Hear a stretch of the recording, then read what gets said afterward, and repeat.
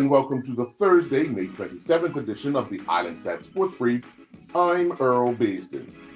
IslandStats.com will bring you live coverage of the Bermuda Day Half Marathon, powered by One Communications, tomorrow, May 28th.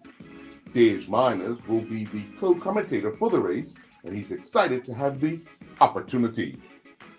I think it's just a completely different perspective. Not calling out anybody, but other shows might not have someone that, is a current athlete or currently running. So I think just, having competed with those top guys in different events and then also trained with some of them, I'll be able to, I think, give a better perspective. So, looking forward to it. I think it's going to be a very exciting race, and hopefully best man and female wins, Minister of Sports Dr. Ernest Peake joined the IslandStats.com sports show last evening and addressed the question regarding sports not getting responses to their applications requests in a timely manner. Yeah, part of it, of course, is the way I'm trying to use the appropriate word, and I don't want the word bureaucracy to sort of, necessarily be negative, but the way governments sort of organize themselves to deal with national emergencies, certainly creates these levels of bureaucracy. So for us as people who are responsible for sport, exemptions, for example, are not approved by our ministry. And I would probably suggest that if they were, there would be an easier way to expedite some of those decisions. But as things stand, we're certainly there to advocate for the NSGBs and also for anyone who's putting in an application regarding exemption. We can provide some initial guidance around COVID. And then, of course, it gets forwarded to other committees and other ministries, and they have been completely overwhelmed with demand for exemptions. So we're certainly aware of that particular struggle. I'm personally involved in a few conversations with National Security Now, particularly how we can sort of work together to expedite, because we're learning as we go too. So we've never had a pandemic like this before, so it wasn't like there was a playbook that we could have utilized to sort of address some of these issues. But we're trying to be responsive, and we're trying to learn. And one of the things that we want to do, particularly for the summer, given the fact that we've learned some things over the last couple of months on what little tweaks we can make and how we can create some synergies where we can work together a little better so that the specific applications for exemptions that are related to sport are finding a faster track to get addressed. Otherwise, they have to kind of fall into the general pool of all the exemption requests that are coming across the ministry's desk. So we're really, really close to actually identifying, exactly how we're going to do that.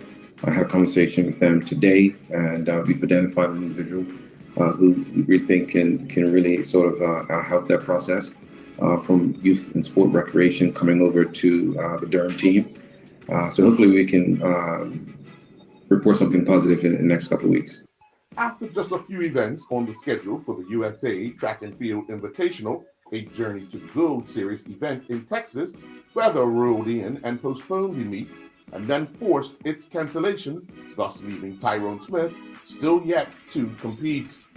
Janai Parentchief and his Tennessee track and field teammates made the trip to Jacksonville, Florida, to begin competing in the NCAA postseason East preliminary rounds. Parentchief competed in the men's long jump first round. Parentchief would miss out on advancing to the final round when he finished 17th with a top leap of 7.46 meters or 24 feet, 5 3/4 inches. Caitlin Bob represented Hartford Tech at a track meet involving 3 schools.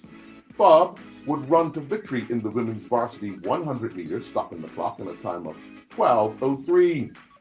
Bob would then run a time of 24:82 to win the women's varsity 200-meter race. Bob was a member of the Hartford Tech women's varsity 4x100-meter relay team that clocked a winning time of 50:52.